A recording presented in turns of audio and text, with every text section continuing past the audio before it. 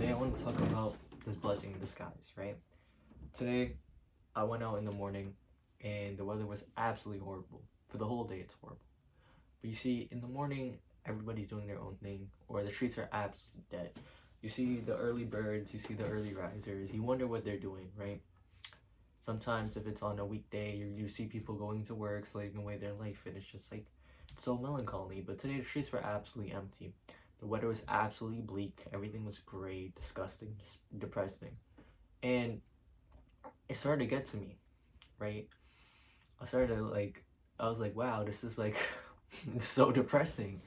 And it's like, obviously be in a better mood if everything was sunshine and rainbows outside, but it wasn't the case. And I was like, damn, it was like really, really getting to me. Like, I can't, I'm not sugarcoating it. And I was like, damn, I'm feeling this way for absolutely no reason, but it's such a blessing to feel such emotion and to feel so heavy. And that's what I want to talk about today. That's what convicted me to talk about such topic in this video, right? So I wrote down, to feel all of your emotions for what they are is a blessing in disguise.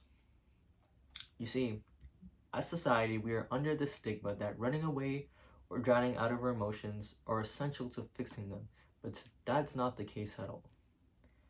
There's so many ways we do this. People do substance abuse, people have these addictions, anything to run away from their problems, anything to make them feel better, right?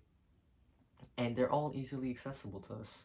And that's just the system we live in. But to further elaborate, we find ourselves embracing emotions such as love, happiness, and anything that's positive, right? But constantly fleeing from emotions that weigh us down, anger, sad, depression, anxiety. But why is that, right? We love chasing dopamine and we love avoiding anything that is hard.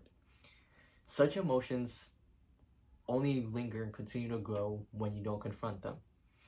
It is best for you to find the root cause and tackle it head on. When you realize what makes you feel this way, you feel relieved. And you understand yourself way more than you did prior to this. You're able to become emotionally mature and take care of your health more and more. Such solution is truly simple, but we're taught to run away from it. Not only this, but I feel like our brains are wired to, in a twisted way, enjoy the pain. Like, I can't really explain it, but if you felt this feeling before, you know what I'm talking about. To continue, this I found this solution I found aided me in several dark times where I felt like everything was against me. But through the process of understanding and identifying, I was able to conquer my emotions and push forward, right? Understanding and identifying.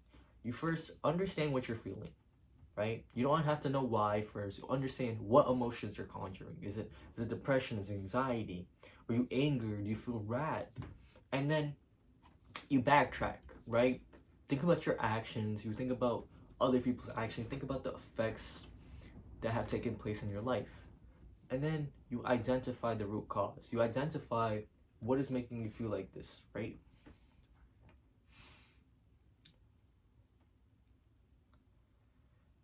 But regardless of such a black and white manner, it keeps you disciplined, right?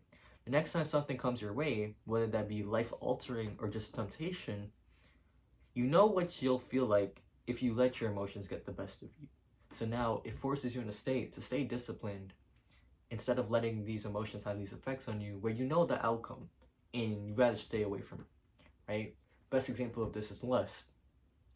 When you commit that deed, you know afterwards your confidence is down, your mental health takes an impact. So instead of that, you try your best to stay disciplined and flee from that, right? And that's all I have for you today.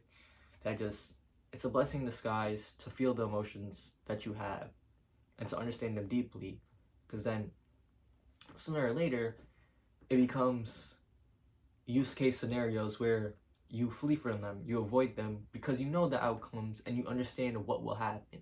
Then you understand how to tackle them and how to approach such emotions better and better. Not only for that, but you also do it for other people. You help them through their problems and so forth. So all in all, it's a win-win when you confront your emotions instead of running away from them. That's all I have for you today. Stay blessed.